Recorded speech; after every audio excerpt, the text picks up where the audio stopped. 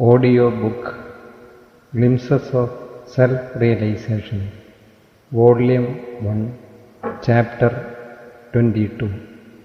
Temples are psychic machines powered by psycholinguistics or Mantra Shastra. A temple is an exact replica of human body. Actually, a human being is a psychosomatic organism having 5 different sheaths from the gross to the subtle. They are 1. Annamaya Kosha, 2. Pranamaya Kosha, 3. Manomaya Kosha, 4. Vijnanamaya Kosha, 5. Anandamaya Kosha.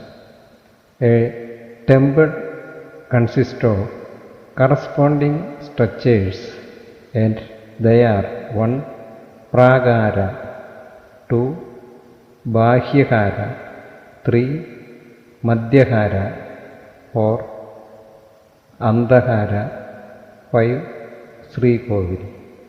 The consecration of Shadadara and the idol of the chief deity inside the sanctum sanctorum is indicative of the 6 yogic centers. They are Mooladhara, Swadhisthana, Manipuraka, Anahata, Vishuddhi and Ajna. And the idol represents Sahasrara, the pinnacle of yogic experience of self-realization. Next comes the process of enlivenment of the temple structure through tantric rituals powered by psycholinguistics or Mantra Shastra. Psycholinguistics is the science of generation, installation and propagation of psychic energy as vibrations of subtle sound energy through the inherent occult powers hidden in various letters and combination of letters of the alphabet, that is mantra. The regular and special pujas ordained for a deity, the temple festivals and other special celebrations inside a temple are meant for charging, recharging and empowering the positive energy system of the temple.